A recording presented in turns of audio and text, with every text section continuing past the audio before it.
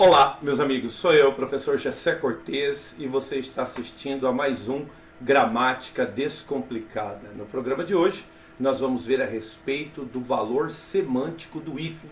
Sim, o hífen, ele desempenha um determinado valor, esse valor no que diz respeito ao significado das palavras. Pode ser então? Então vamos lá. Em detrimento do último vídeo, o vídeo da semana passada, também quero dizer também que ninguém reclamou, mas eu notei que o vídeo da semana passada estava meio escuro e a câmera é uma câmera de notebook, né, cara? Então, o que eu fiz? Estou investindo, né? Fui lá, comprei uma câmera melhor, não sei se você consegue perceber, comprei uma luz, não é uma luz profissional, mas comprei uma luz também para ajudar. E isso por quê? Isso porque eu considero que eu cheguei para ficar, irmão.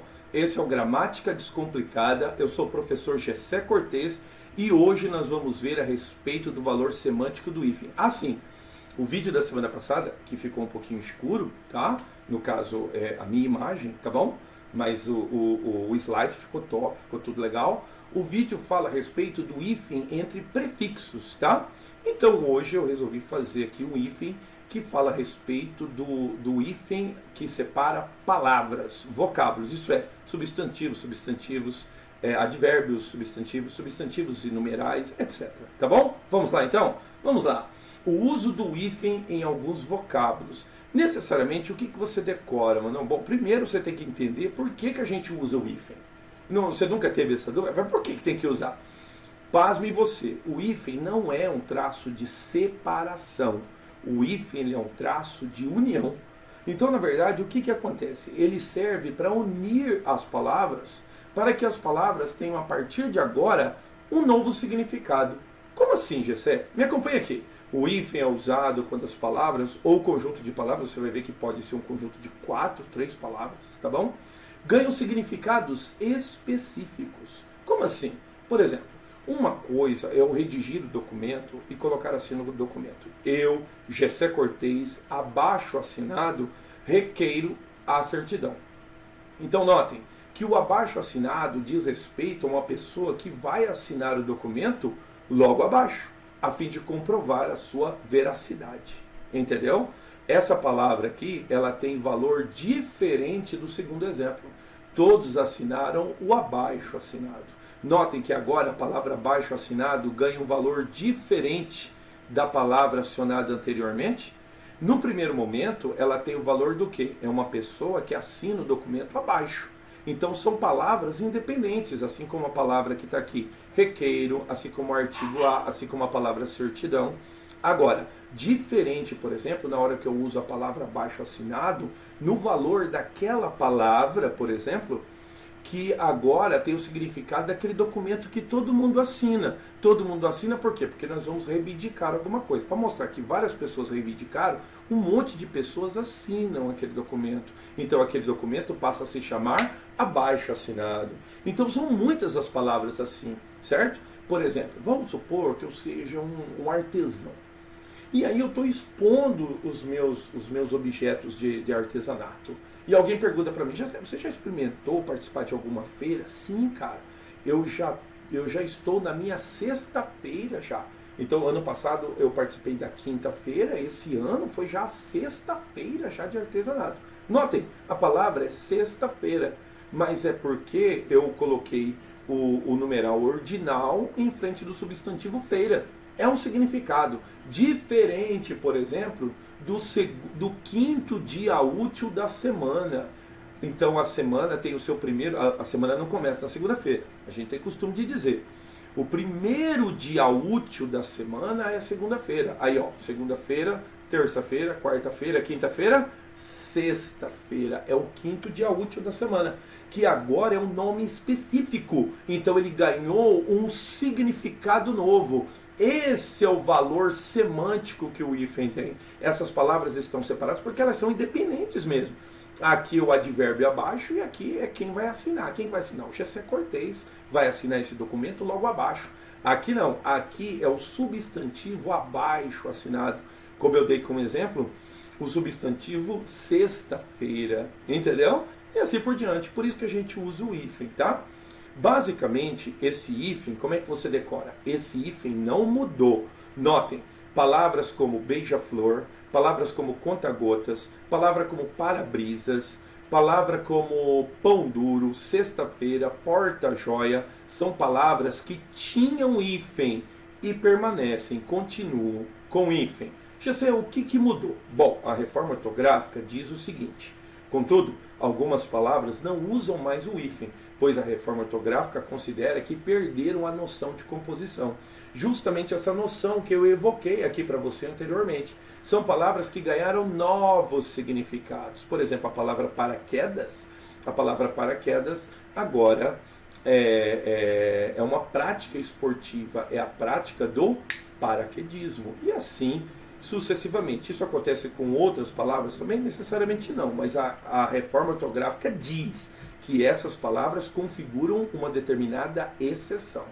É verdade, girassol a gente não usava hífen, a gente não usava hífen em pontapé, mas com certeza em algum lugar do globo, né, a saber, Timor-Leste, Moçambique, Angola, em alguns desses países em que a língua portuguesa é uma língua ou faz parte das tantas línguas oficiais do país, tá bom? Então é o caso de Madre Silva, é o caso de Manda-Chuva. Trocando em miúdos, o hífen vocabular, o hífen que separa vocábulos, ele não muda. O que muda? 5 palavrinhas que você tem que decorar, a saber, paraquedas, pontapé, Madre Silva, Manda-Chuva e girassol. Essas palavras não tem mais hífen. Só essas, Jacé? Não. Houve também algumas outras mudanças. O que muda a respeito do hífen usado em vocábulos? Pois não se usa mais o hífen em compostos que apresentam elementos de ligação. O que são elementos de ligação? Por exemplo, preposições. É o caso, por exemplo, da palavra pai de santo. Pai de santo tinha hífen, não tem mais. Por quê?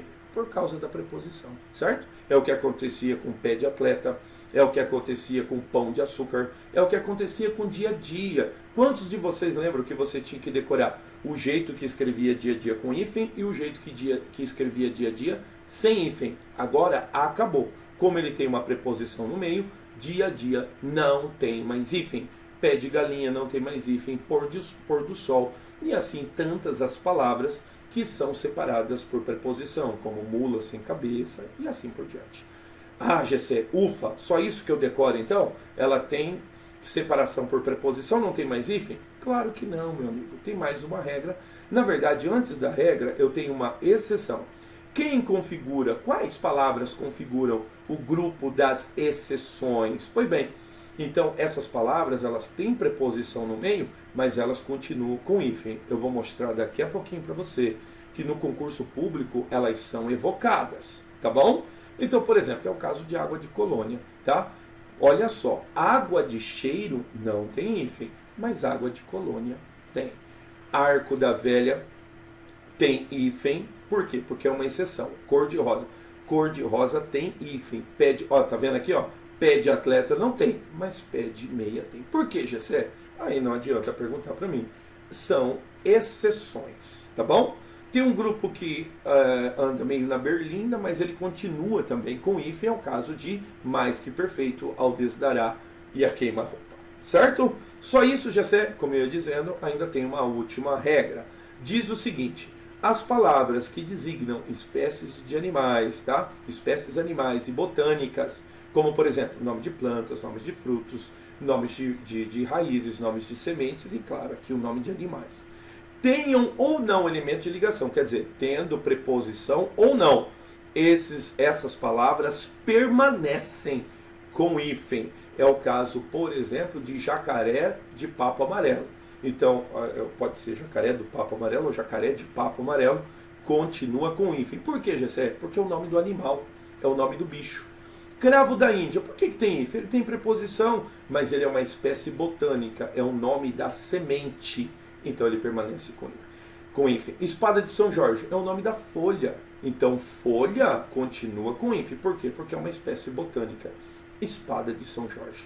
E é claro, o bichinho, né, o passarinho, João de Barro. Então essas palavras configuram o grupo necessariamente das exceções. Você tem que lembrar, se ele for nome de animal ou nome de planta, mesmo tendo hífen, eles permanecem com hífen. Desculpa, mesmo tendo preposição, eles permanecem com hífen. Já aí quando eles não tiverem preposição, aí eles pertencem ao primeiro grupo. É o caso, por exemplo, de, vamos ver um outro animal aí, um outro animal que não tem nome de planta, né? Nome de animal, beija-flor. Beija-flor é o nome de um passarinho, não tem preposição no meio, mas ele continua com hífen porque é o nome do passarinho. Então ele entra no primeiro grupo, lembra? Nada mudou, é uma nova palavra. Uma coisa eu pedi para minha esposa, ô flor, te dei a flor aqui agora, beija-flor, beija. É diferente do nome do passarinho. Aí ele é beija-flor com hífen. Tudo bem? Espero que tenha ficado claro. Tenho 2 exercícios para te mostrar. Faz comigo aqui. Esse daqui é da FUNRIO. Não sei se você lembra, você aqui do Mato Grosso do Sul, teve o concurso da FUNRIO em 2017, se não me engano, 2018, para professores do estado. Foi um concurso muito difícil. Não foi necessariamente esta questão que compôs a prova. Essa questão compôs a prova do Instituto Federal Baiano, foi em nível superior, a prova foi em 2016, tá bom? Diz o enunciado. De acordo com as regras ortográficas em vigor, a única dupla de palavras corretamente hifenizadas é, vamos tentar?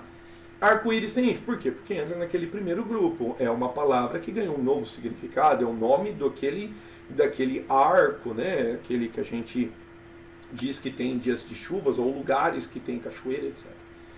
Cor de abóbora. Cor de abóbora não tem hífen. Faz parte da exceção cor de rosa, mas não cor de abóbora. Por quê? Porque ele tem preposição no meio.